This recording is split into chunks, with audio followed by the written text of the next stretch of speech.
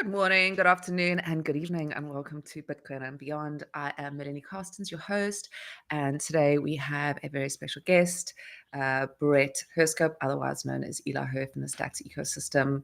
Welcome, Brett. Thank you so much. Well, I call you GK, but thank you so much, Mel. What a pleasure to be here. I'm very excited. It's been a long time coming. I've been a huge fan of you as a friend, as you know, and watching your growth and seeing the incredible work that you've been doing, and then all of these amazing podcasts. So it's a pleasure to be a guest, to be honest. I know, and what a long time coming. Brett and I have been, Brett was my first friend really in the Stacks ecosystem. And it's been a long friendship, sort of 4 years now. And we've seen each other kind of change roles and become who we are now, and who knows for the future. So let's dive right in, because today is going to be a short show. I normally start by asking people about their Bitcoin journey, but I think yours is a very interesting one because it's such a shift from what you were doing to where you are now. When I met you, you were just early on involved with Stacks Parrots, now known as the Pandemonium, and you were a teacher. I was, yeah, exactly. Pretty crazy. So the Bitcoin journey, long story short, my friend, who is still my main Bitcoin friend, told me to buy Bitcoin in 2015, and I didn't because I couldn't get my head around it. Thankfully, I got my head around it in around 2017 and fell in love with it conceptually. Didn't buy enough. I think everybody didn't buy enough when they first found out about it, particularly now where it's going crazy. But yeah, I was a teacher. I loved teaching, but after COVID, I had a career change. I needed to take some, I just needed to do something different with my life. I was a teacher for 10 years and I got a lot out of it, and it was an amazing journey. But in that period where I was teaching from home, we had quite heavy lockdowns during the pandemic here in Melbourne. I was naturally online a lot more. I was consuming a lot of crypto and Bitcoin. I know that there's like that sort of separation for people, content and whatnot, but I started exploring NFTs, and I actually, funnily enough, started exploring it on the Tezos side. So Tezos is just like it's a chain, honestly, that seems to me like it's around just for art. And so I love that. And art is, I grew up really enjoying and appreciating art. My mum is quite a talented artist. She never went on with it, but, took us to galleries, and my dad was really into his music. So I sort of grew up with that sort of appreciation. Funny, because I was quite like a sporty guy. I wasn't actually like artistic myself, but I always really enjoyed it.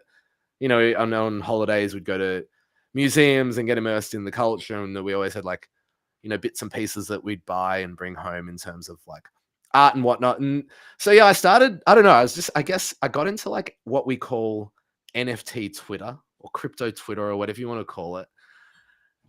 And I sort of saw this like confluence between blockchain and art and community. And I really, like, as a teacher, and as growing up playing in sporting clubs and whatnot, but particularly as a teacher, I really understood the strength or the power, I guess, of community.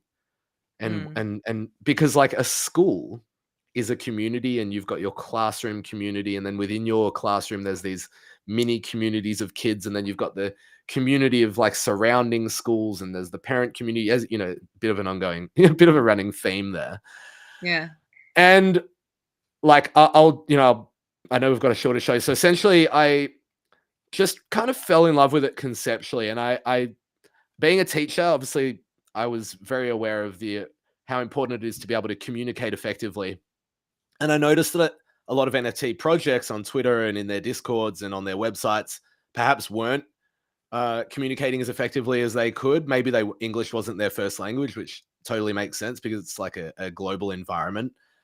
And so threw myself out there really, and started like helping out a few projects, helping them, I guess, edit their things and be a moderator and communicate on behalf of them because they might have been from different countries and whatnot. Helped a project on Ethereum sort of scale up and do quite well back in the day.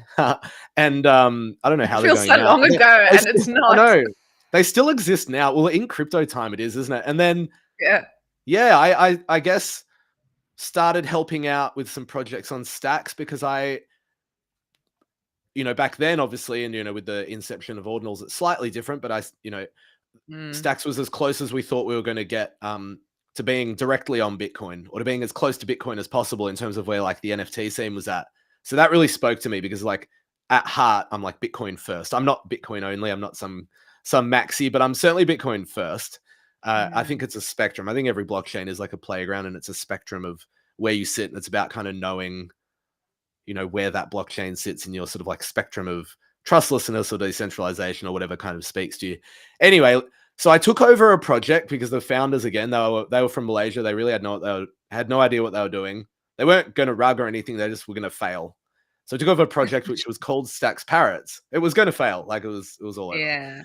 And really like got it off the ground, got it cooking, like took it over, got a couple of devs, one who's still a colleague of mine. He's a colleague of mine at Gamma, and he's still my teammate there.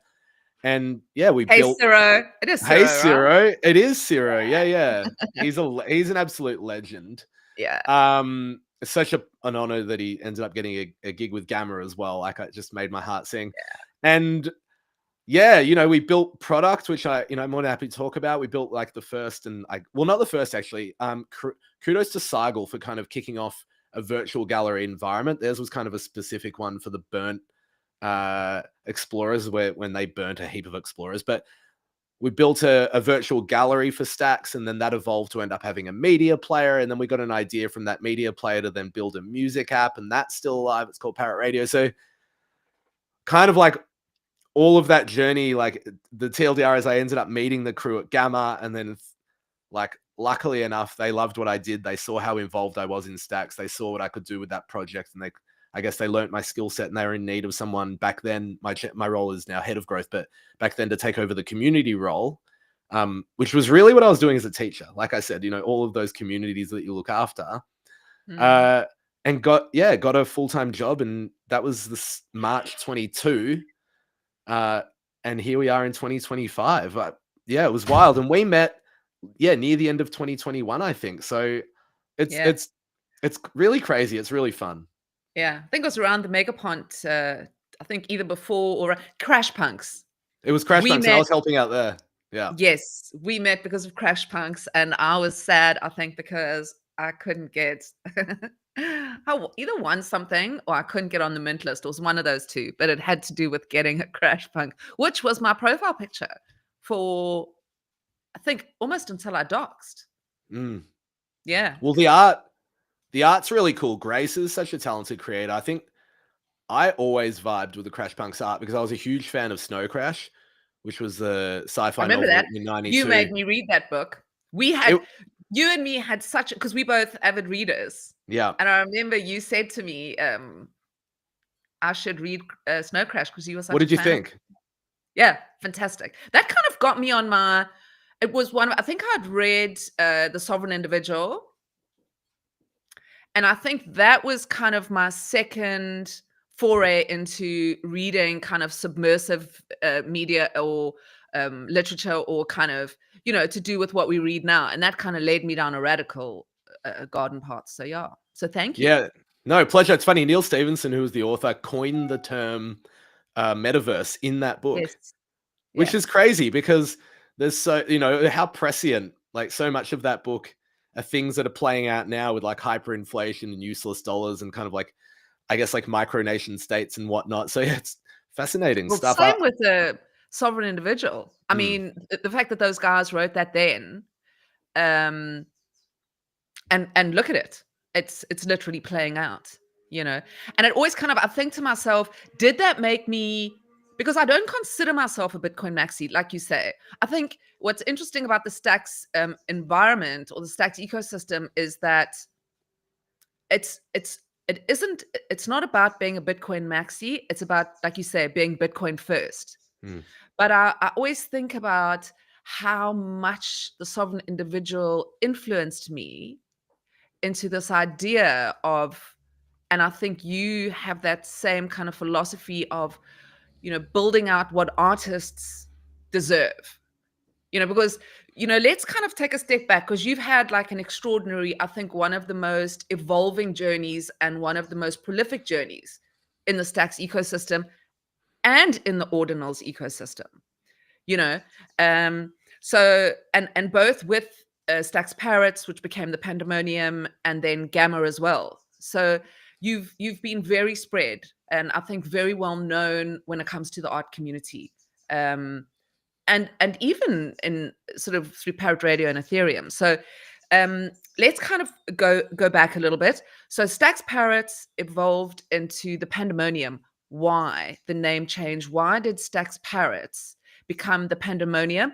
And did you find that kind of affected the community in any way? I ask that because of being able to pivot in what we're building, and in this sort of, what we have now isn't what the future is.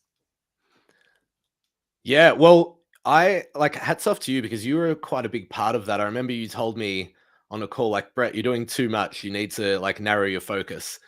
And it's something that I've really learnt working at Gamma. That's why we've chosen art as our focus. You can't do too many things. You can't be a jack of all trades, master of none. You had to really, like, I guess, focus. And that almost sounds a little bit like counter to your question, because when we evolved from Stacks Parrots, which is a name that I love, Stacks, don't get me wrong, I wouldn't have chosen that as the name of the project either. So, but when I took it over, there were things that obviously were out of my control. For example, the name. I've never loved any project that has called themselves like the insert blockchain here, insert kind of like the Ethereum Parrots, or Yeah. and you find that they're not called that. They're not. It's not the Stacks Crash Punks or the Stacks. Yeah. Yeah, and so like, and you've had experience like in regards to branding. That's just not really how things needed to work. It was very limiting, and I love that advice from you. You've been an amazing confidant in that way. But we did it because we wanted to build, I guess, the main thing with the Pandemonium, and it's a play on words, because it's the collective noun for parrots. And so at our heart, because the artwork was parrots, and we sort of stayed true to that kind of like identity, we wanted to carry that forward. And it was like just kind of like broader, because like this space is a bit of a pandemonium. Everything's kind of crazy, but also it's the collective noun for parrots. And we thought like that. Yeah, and that's more of a brand. That's more of like, oh, the Pandemonium. Okay, I know what you're talking about. Rather than like Stacks Parrots, it wouldn't make sense for Stacks Parrots to have built on ETH, or to build, to have built onto Ordinals and whatnot. And so I guess our tagline is, we build for creators and collectors, or multi-chain builders for creators and collectors, actually, is what it is on the website. And so, yeah, to step back, I guess when we built the virtual gallery, we did that because we wanted people, and this was back when we were only on Stacks. This is the Stacks Gallery. Sorry to interrupt you, the Stacks Virtual Gallery, because we have the Stacks Virtual Gallery, which is still alive. I went into mine yesterday. Yes. And we have Ordi Gallery, which is on Bitcoin. Right. And Parrot. So let's just say that before we and Parrot Radio. Talk up. That's right. So yes. So you basically involved with, let's just say, the Pandemonium community, which is the community which obviously feeds into these three things. So it's the Pandemonium community. Inside the Pandemonium is the Stacks Gallery, which is a gallery for you to view your Stacks NFTs, whether they are audio or visual. Then you've got your Parrot Radio, which is a music player. It is a news tool, so you can go on there and get music news. And it is also a place where you can view audio and visual. You can play and create playlists and blah, blah, blah. Then you've got Ordi Gallery, which is a gallery for your ordinals. And then you are head of growth at Gamma and Signals. So those are Brett's roles. Hello and busy. I know. Okay, so and here was me telling you that I need to narrow my focus, but it is focus. It's so it's art. Underlying art. That is your focus. Exactly. And it was very art driven, because obviously for artists, when they sell art in the digital landscape, you want your collectors, whether it be on like a screen in their house or in a virtual gallery, to be able to actually like enjoy it. Sure, it lives in our wallets, and sure, you can go and check it out on a platform. And I think at Gamma, we have a beautiful UI for viewing your art And I love it. And I think that it's a nice place to go on your profiles, and, everything is really slick. You've got the integrated Bitcoin and Stacks app now, so you can see your Bitcoin and Stacks art, or, you can just pick one of the chains if you like on your profile, at a time, or both. But,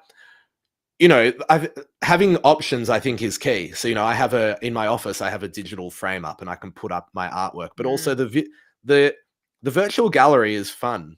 And, like, I still enjoy it, but my kids, for example, and their generation, like, that is going to be their thing. They're going to, like, roam around these virtual environments. Yeah. And we were inspired. Sorry to interrupt you again. I keep interrupting you, but No. There's so much for us to talk about, and you keep inspiring me to say things. I think a lot of people compare the products that we're building for our lives today and how we live our lives today, when in fact these are very early builds for how our children are going to use these things. So like you say, right now, yes, you use your mouse or your trackpad and your computer screen or your digital gallery on the wall, but these kids, and if you're in the Oculus, you've got this horrendous big thing on your face, but that's not going to be the future. They're going to be sitting in these rooms saying to their friends, hey, let's walk around my personal art gallery, or let's hang these in my virtual hangout zone. And I think that's where your thinking is and this is no shade to anybody else, but ahead of how a lot of people are thinking, and the same with Parrot Radio. That is the future of music, and how you building is the future of art. Anyway. Yeah, no, and I've said that before. It actually reminds me of something which I've talked about, despite these products, is that this whole thing that we're involved with, it's just like the foundation for where it's heading for, like, our kids. Because, for example, my kids they just go, yep, cool, we own digital art just like we'd own physical art. It doesn't blow their mind. Whereas when you explain to people, oh, I own digital art, it takes a lot of explaining. They don't quite get it, and that's okay because it's not common. But for kids, and that's what I mean, like, we're just laying the foundations for these kids where the concept of digital ownership, they see digital ownership and physical ownership as the same thing. It's, for them, it's completely normal. And that's why I think the crypto cliche of this is so early is so true, because we're a generation or even two generations off it just being mainstream, in my opinion. Or, maybe I'm being idealistic, but I do think that it is heading that way. So yeah, look, I completely agree. And so, yeah, like, I guess it was funny. We built this environment where you could enjoy and immerse yourself in what let's call visual art. But then obviously there's music. Music is an art. There's so many arts, literature's an art. We could go on cooking, blah, blah, blah. But because you were playing it originally in your gallery when you built the gallery. Yeah. Not only did you have art, but you actually built a music player in the gallery. So you could walk up. I mean, that is crazy. You could walk up and you could play your music on, and that's kind of where it began, right? And then moved into an actual app itself, which is available. You can have an app on your phone and listen to your music NFTs in your car. Yeah, anywhere, exactly. And we thought, well, I love the fact that we had this media player inside the gallery, but it's not where you want to consume your music. Like, I own music by different musicians on Stacks, like Arno, like Longstreet and others. And I love to listen to them on my computer. It's great that I can go to Gamma and listen to them 100%. It's great that I can go into the gallery and listen to them, but it's not really where we hang out to listen to our music. Sure, when we're working, perhaps. But these days, there are all these different, services where and people consume their music when they're out on a walk, when they're in the kitchen, when they're gardening, when they're in their car, whatever. And we thought, well, why can't you listen to your music NFTs this way? There were apps and there were certain places around, and I know we're like pushed for time, but essentially you didn't have to own the music. And to me, that was just wrong. I was listening to like amazing musicians like Violetta Zeroni and Emma Miller and whatnot, just like saying like, what are these ridiculous streaming apps where people can just stream our music for free when we're trying to sell it? Like, we're getting, this is the same issue that's happening in like Web 2, so to speak. It's not right. And so we thought, well, there's a very obvious answer to this. And we had a look at the market and we were honestly shocked it didn't exist, where you just need to be able to own the music, which means the musician has been paid, because that's what this space is about. It's about getting artists paid, because they should be paid for their wares, visual artists, music art, musicians, writers, whoever. And then when you own that music, you want to be able to play it. So we thought, well, let's build an app where if you own your music, it comes up in a playlist. You can just press play and play through what you own, or you can set up your own little playlist. You can have a look, obviously, at like the visual NFT, visual art that you own whilst you're playing it. And it was so obvious to us. And so, yeah, we built it basically, and it's called Parrot Radio. We're very proud of it. We went multi-chain. So, we also thought it's limiting, particularly for a product like that, to just be on one chain. Like in regards to some of that stuff, I think being chain agnostic is super healthy. So, it's on ETH, it's on Optimism, it's on Base. We're looking at Solana and what's the other one? Ape Chain, because there's music heading onto those ones. And so, yeah, all you do, there's no wallet connect, so there's no security. People like worried about security. Obviously, if we were to implement a wallet connect, we would do it properly anyway, but there's no wallet connect. You literally paste in your address. So you paste in your BNS or your Stacks address, or your alphanumeric address. And if you own music NFTs, they'll come up and you can enjoy your music. So it's kind of it is very simple, but it's a media player for the music that you own. And that's the key thing. You own it, which means that the musician has been paid for and it's a free app. It's a free app at the moment. We've built it with zero money and we maintain it with zero money, but we're super proud of it. And like you said, it's ahead of its time, but who knows? You've got to be in it to win it. And we're very proud of it. And, we want to keep it alive because we know that how important it is for creators and collectors, which is great because, again, my partner at the Pandemonium, Ciro, is a colleague of mine at Gamma, and we, at Gamma, we're here for creators and collectors. So I just get this beautiful kind of like blend of like where I work and what I also do with my personal projects with like the same ethos or the same goals. So it works really well. It says my mic is muted. Can you hear me? I've got you. Okay, good. I got a notification on screen. Sorry, it is live, people, as you can see. So no editing out the little oopsies. Brett, I think I do also believe, and I've said this to you a couple of times before, and maybe it'll come, but I think, for you guys to grow as Parrot Radio, you do need support.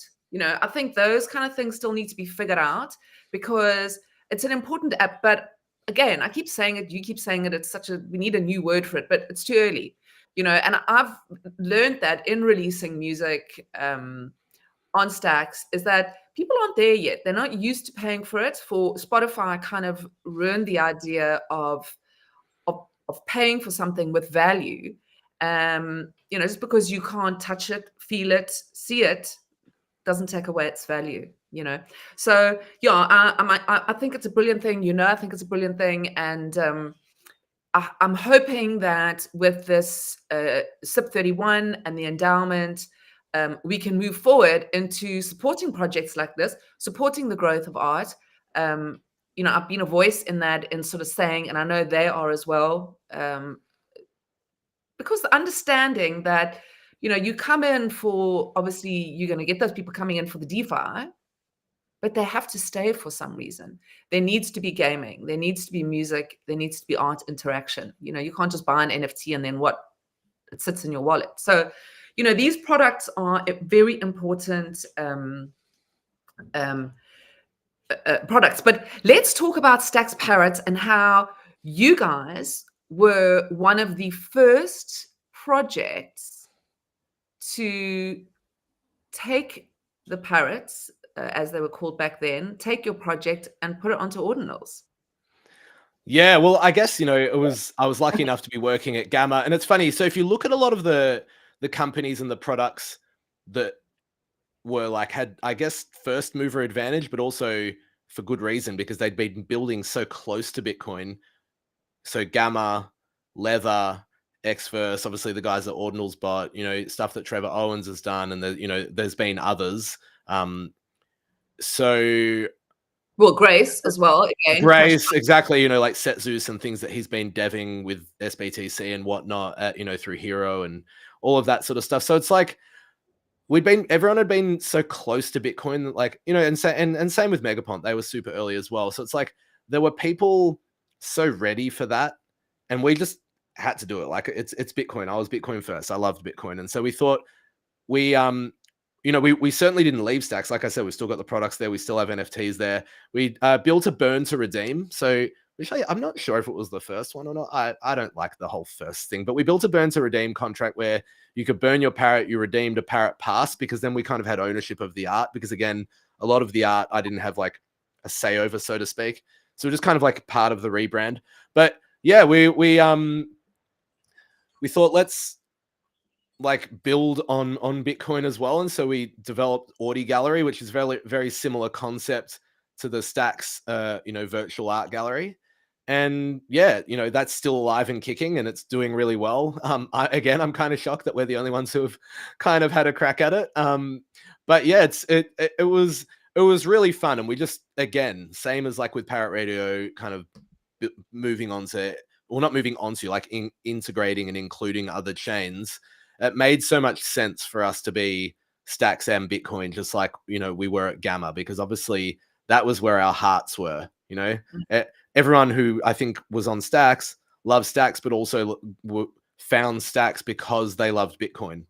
There's so many, like the Velar guys, like they've got, Bitcoin integrations. You can swap Stacks to Bitcoin on there, and also Bitflow did it, so there were so many people that just loved Bitcoin, and that's why they were there. So it just was, it made a ton of sense. And also I just like fell in love with the concept of like that permanence and that immutability, and kind of like preserving something on Bitcoin. And that's, why obviously like a huge part of what I do with like working with artists, as my, in my role of head of growth, like with our partner program at Gamma and any other artists who'd like to release work on Bitcoin. So I loved it so much, like we had to do it. It's been a brilliant move. It meant that our community grew.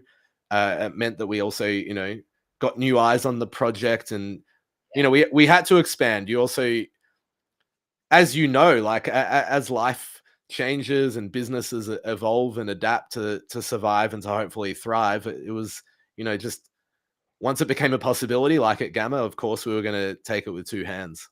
I think that's a good point, Brett, is that in any business, particularly though in this fast-moving environment, you shouldn't be, a lot of people are scared to pivot. They're like, okay, oops, I've gone out there, I've made myself public in this way. Now what do? Do I rug this, or do I leave this and start something new? There's nothing wrong with holding on, because that's what you did. Like you say, you held on to the original Stacks community. You gave us, we all got the opportunity. I still have my favorite NFT, Ordinal, my first Ordinal, which is my bright pink Stacks Parrots, which is still in my Sparrow wallet. because that was fun. Yeah. So we learned a lot. And I think the Stacks community, because as you say, Bitcoin first, because that's how we found it, right? We were all Googling Bitcoin and going down the Bitcoin rabbit hole. And how can we, that's a big thing about the Stacks community. How do we take Bitcoin and how can we use it, and not just let it be a vault sitting there or in a vault? So what I wanted to ask you about NFTs, and Ordinals. I've got a lot of opinions about it. We've spoken about it a lot. I'm not going to go into mine because it's not my interview. Very hard for me to. But it is about you. It's about you. Thank you very much. It's about me. Let's pretend you're interviewing me. Yeah. Okay, so you just said now that you fell in love with the immutability, the permanence of Bitcoin. Now, we started off with NFTs in the world of art on chain, or on, in this digital art using the blockchain. Yeah. Crypto art. Yeah. So we started off with NFTs, and then it kind of evolved 2023 into Ordinals. It's 23. Yeah. Now, don't you think, and what are your thoughts about it? Does everything need to be permanent? Does everything need to be on Bitcoin? Or is there hope for NFTs? No, I certainly think that there's hope for NFTs. I've said it publicly. Like, I think every blockchain is like a playground, and it's like a spectrum of playgrounds. And Bitcoin is sort of like at one end of the spectrum, and then it goes right down to like whatever. I'm not going to name names, whatever you think is at the other end. We And are I all think, and I think, I'm like on chain first now, and whether that could be on ETH as well. But no, look, I think that there's still just so much room, because there's people from different ecosystems, there's people from different places around the world that can have different kind of like ability to spend, even at low fee rates, it's still quite expensive to put work on Bitcoin. And I guess that's a big thing with Gamma, and something that we kind of like have focused on, is why we see the future of inscribing on Bitcoin for being for art, or perhaps for fine art. I know that can be kind of like a broad umbrella, because it's, I almost want to be careful when I say it, but like, I'm happy to say, it's somewhere where you'd put like maybe the things you really want to like preserve, the things that you want to keep, the things that you're like, okay, this is like my Bitcoin, this is like my gold standard. But then the other chains are for the other stuff. Like Empress Trash, who's an amazing artist, she's a Gamma artist ambassador.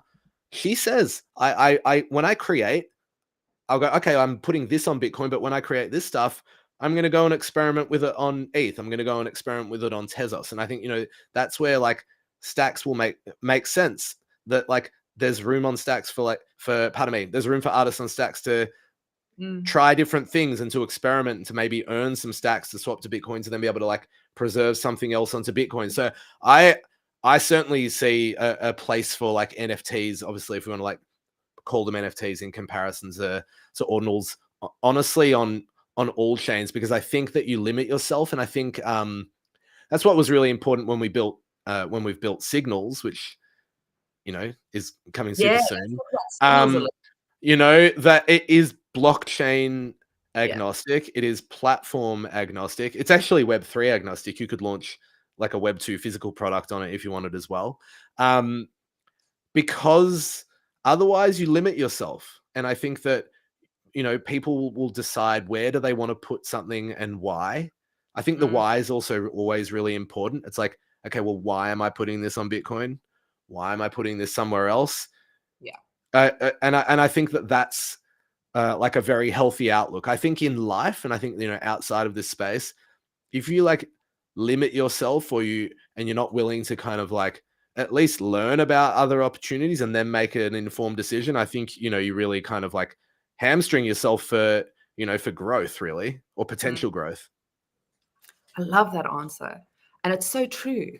In real life, there's not just one art gallery in one country that everybody has to buy with their one currency, and there's this mindset, and I've noticed it being in the Bitcoin ecosystem, and then kind of purely exploring other chains to see what's going on.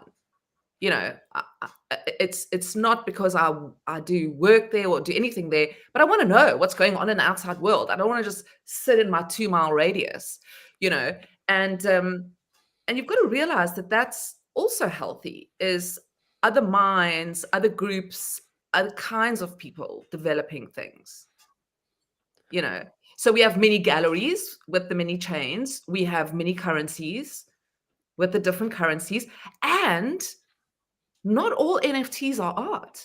And I think people also, because they've started off as profile pictures and then moved into art and photography and a little bit of film, these are concert tickets.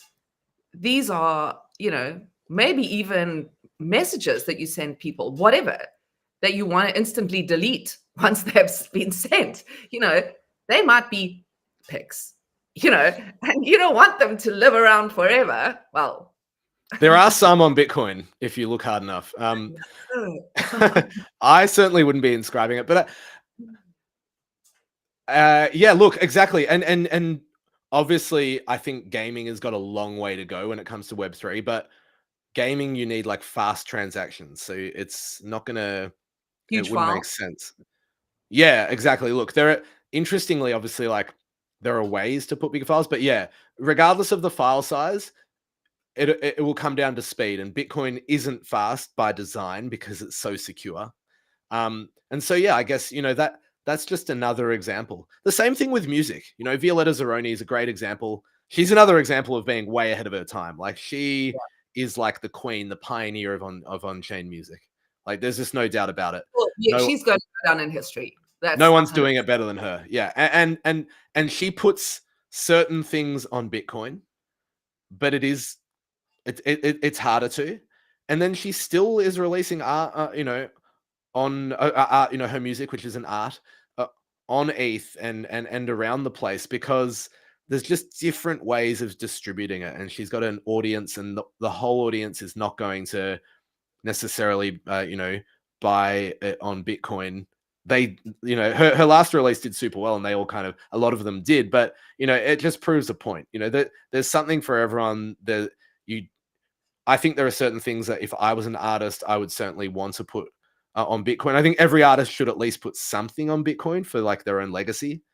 But again, like, if it's going to cost you X amount every time and you really can't afford that, then it's just not feasible as well.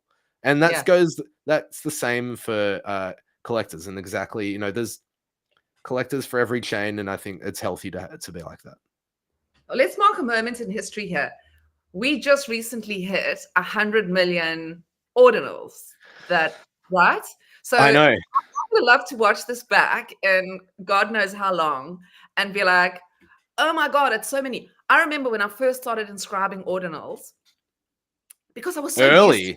Yeah, super early. And I remember, because I was so used to the Stacks, the cost of minting an NFT on Stacks. So I started doing the ordinals, and I remember it got up to $20 to create like a high res or whatever. And I remember thinking, okay, I'm stopping now. This is like, how expensive is this? And then, when it got up, it was turned into like hundreds of dollars, thousands of dollars eventually, obviously. And that is the future of it. If you're a brand new artist and you're just starting out and you don't know your audience, first of all, signals is the way to go, because that's going to help you find your market. And if that market, which it's not going to be, if you're just out of art school or you're a brand new artist, you simply can't spend that money inscribing art on Bitcoin. That's for legacy art, for the Mona Lisa, Christie's, Sotheby's. But important things that I want to ask you. Music. Music, and this will lead into, you can kind of talk about both. As somebody who obviously is there's two things I want you to go to, and then I'll just let you sort of flow. The one thing is for people who are watching this who are not familiar with either Stacks NFTs or Ordinals, or artists who are only on NFTs or only on Ordinals, I want you to kind of just, if you wouldn't mind, sort of take us through the core differences between the two and why we would choose those. And then just to go back to my first love, music, what you've seen out there that we could still build on Stacks. What do we need to grow, and potentially not only with music, with other things you've seen out there? What do we need on Stacks?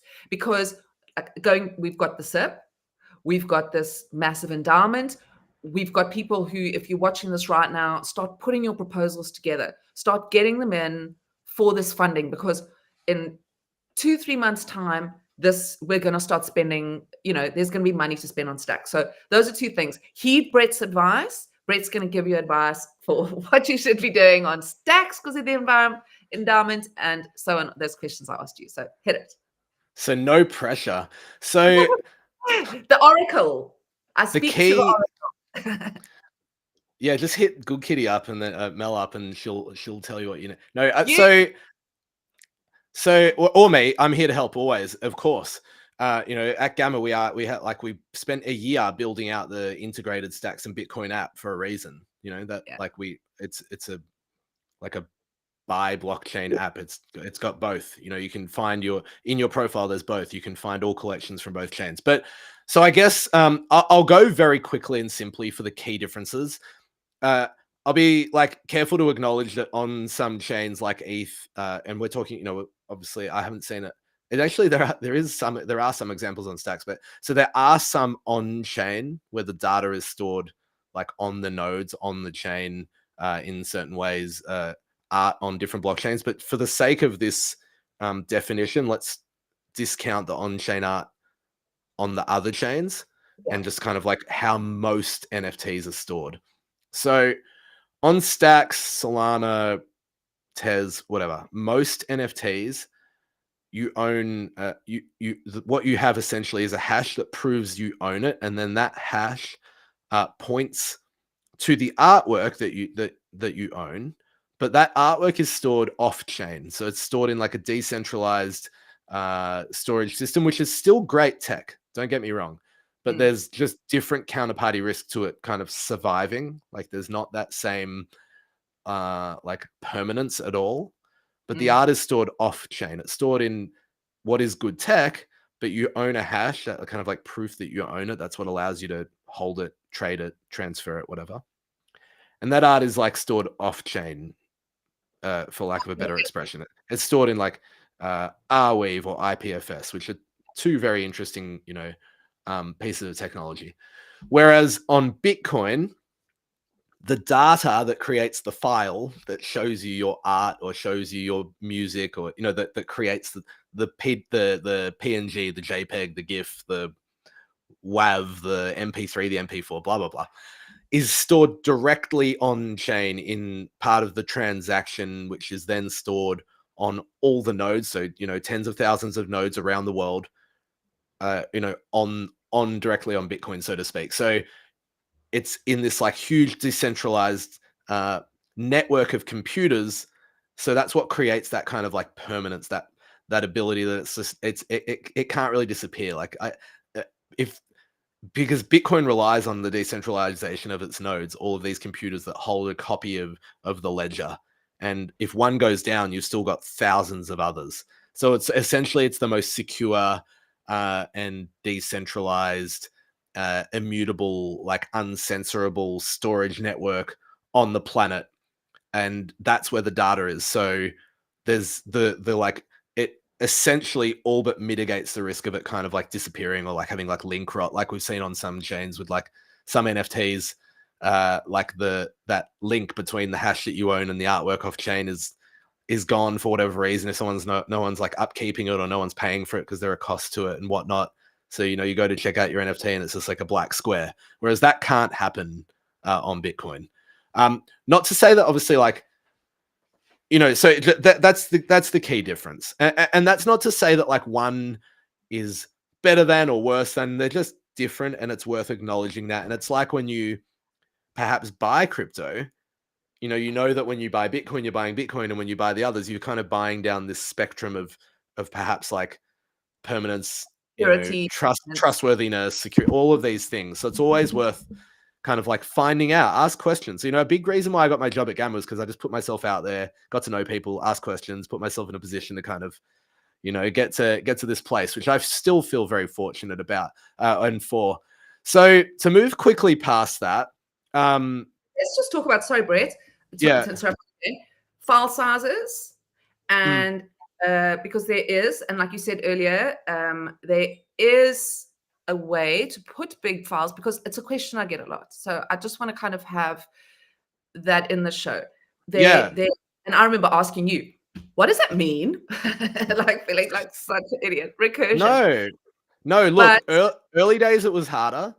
Now there's a lot of ways you can do it. Now actually, like, there's a mining pool called Mara that allow you to use something called Slipstream. It's kind of unnecessary info, but it's basically like sending like a non-standard transaction. So to inscribe via any of like the public facing inscription services, or almost all of them, the file needs to be like 370 kilobytes or less, because that's kind of like part of the Ord client.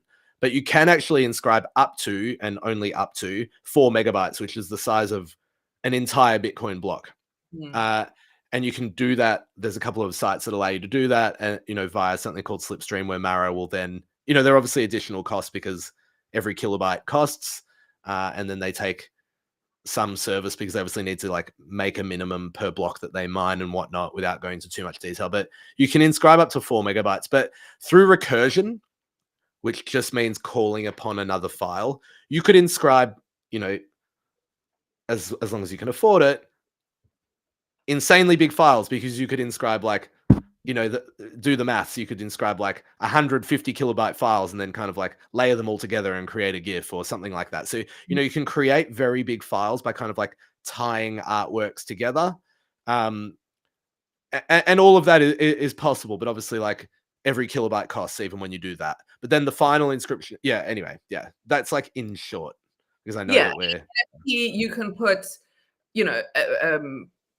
a massive file. If you are on Stacks, you can put a huge file onto an NFT, and without the extra costs. It doesn't matter. Like with the Stacks NFT minting, like whether you, let's say you're just minting one piece to a contract. It actually, the size of that file is like more or less irrelevant. It's going to cost you still like a negligible amount. Like, it could be a huge song, or it could be like a tiny bit of pixel art, and it's going to cost you essentially the same thing. So that's kind of like the difference, and and worth like noting in regards to like minting on Stacks in comparison to kind of putting something bigger. The bigger that it gets on Bitcoin, the more expensive.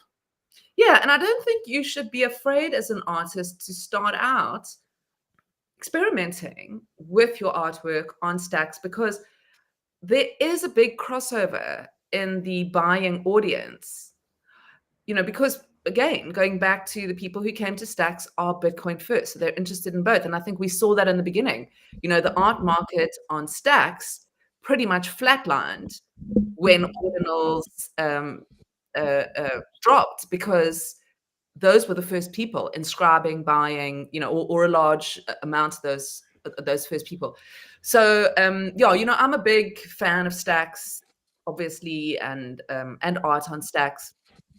So it's important for me to kind of really highlight that for new artists, not to be afraid, because I don't want new artists to think, well, I'm not getting involved in Bitcoin or digital art because I like Bitcoin, but I can't afford it, or am I good enough? And it's also hard at the moment or harder at the moment to sell one of ones on Bitcoin. So that also is still evolving, that environment. Brett,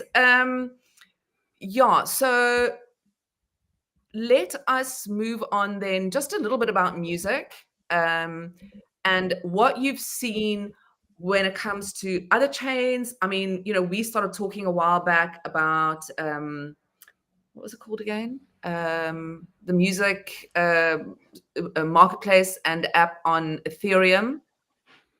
Violetta was on that. Like there was like Sound, and there are a few others. Yes, that's the one. So that kind of seemed to emerge to me as one of the sort of bigger players in the beginning, but obviously not artist first. They were very much that same Spotify philosophy of let's get the artists in here as cheap as we possibly can, and then get the people to buy the music. So what can we build on Stacks in terms of art? What can we build on Stacks in terms of music? Where do you see that? What do we need? Well, I guess as we need to wrap. Look, I think it's about like growing the community and getting more people in, and really like teaching and explaining and doing the things like you're doing with these podcasts to be like, what is possible? Because obviously, at Gamma, we have the Creator Launchpad. You can launch your music directly on Stacks. I think the more the merrier. Obviously, like competition can be healthy, but I think in regards to what can be built, I don't know. I don't know if I have like an answer straight away in regards to like product that is missing. I really think that hopefully the SIP 31 and like the budget can be spent really well for like helping people like you and Peace and all the people who are really trying to like make noise and get people in and teach people what's going on, and have the budget to spend the time to really get the word out for what already exists, because there are some really incredible things. And then let's see what Let's see what comes of that. We did so much due diligence around like before we built Parrot Radio, and it just didn't exist. So we have, the launch pads, we have the music app. Obviously we have the virtual gallery. We need the people, and we need more musicians, and we need their collectors to come. And I think, you and Peace and a number of others are doing an amazing job. It's been great to see like Reese dropping on Stacks and Bitcoin. There's some great stories, so that just needs to be shared more. Yeah, you actually said exactly what I wanted you to say. Because that is it. We've got it all here. We've got one of the best marketplaces in crypto with Gamma. We've got Signals, which was built out of the minds of people here on Gamma. I mean on Stacks and Bitcoin, and it is an entirely new way of launching your product. Whatever that product may be, not just NFTs and not just Web3, not just Bitcoin, not just Web3, not just Web2. So, yeah, and we've got the player. The thing is we need to fund those things and market those things, right, to make sure that people are aware of it and that we get more paid builders, coming in and or that are here that can actually build these things out full time. So exactly, it's an incredible two ecosystems to be involved with, and I'm sure you feel the same way. Well, I know you do. So let's just as we close, possibly just a little bit. You already gave a little bit of advice. Get involved. If you are listening, you are an artist. Where do you go? Who do you talk to? And if there's kind of any, I've kind of also already spoke around that, but going forward with Gamma, with the Pandemonium, those are really just building out what we've already got, right? So, yeah, look, I think advice. I think my biggest advice is if you don't ask, you don't find out. Put yourself out there, jump on spaces, jump on the space that you and Peace hold and Trip and Monkey and all of those other people doing great stuff on Stacks. Keep an eye out on the Gamma spaces. Check out Gamma. Feel free to reach out to me. I put my handle in there at EliHerf1. I'm always there to help people. My wife thinks I'm there to help them too much. I probably need more work-life boundaries. But, the people are here and they're really willing to help. And that's been something that I loved and still love about the Stacks community. And, obviously like that's bled across to Bitcoin with the people who are sort of like building on both. Everyone is really here to support. And so like ask and reach out and, make your voice heard. And, just that's really all I can say. That you really don't. When I was a teacher, probably a good place to wrap here. When I was a teacher, I used to tell the kids, like, if you need help, ask, because otherwise the teacher, obviously they're going to do their job. They're going to see your work and they'll be like, look, I need to help this child. But if you ask, if you actually speak up, you're more likely, to get the help at the time that you need. And I think like that leans into this space, like, just get involved, put your hand up, so to speak, and ask for advice, ask for feedback, show off your work from the people who are here, because they really are. I think that's something that's very special. There are so many people who are, here to help, including both of us. And you're a great example of that as well. So, hats off to yourself. And I've loved, our friendship, and long may it continue. Yeah, absolutely. Thank you, Brett. Yeah, exactly what Brett says. Hop over to EliHerf1, Melbell_BTC, Deorganized Media, Gamma _IO. Was it? Yeah. Oh, so it's where the handle's actually at TRY Gamma, because someone's squatting on Gamma. I remember that. That try Gamma and why, but that's another story for another day. All right. So those are the and I'll put them anyway in the descriptions on YouTube if you head over there. So yeah, thanks very much, Brett, for joining us today. I'm sorry it was a little bit rushed. and just for sharing your incredible insights behind Stacks, behind Bitcoin. I think you've had an incredible impact on both ecosystems, and so very proud to know you. Those watching on YouTube, please help the channel grow. Please subscribe. Please hit the bell. That sort of stuff. You know what to do on YouTube. I'm so bad at this. I think I'm like I don't know if I'm a boomer or a Gen Z, but anyway. Yeah, and just invite people in, share the space, please. Thank you very much to the organized media, to Peace Love. And we're here every Thursday, 12 p.m. ET, Bitcoin and beyond. Over and out. Thank you.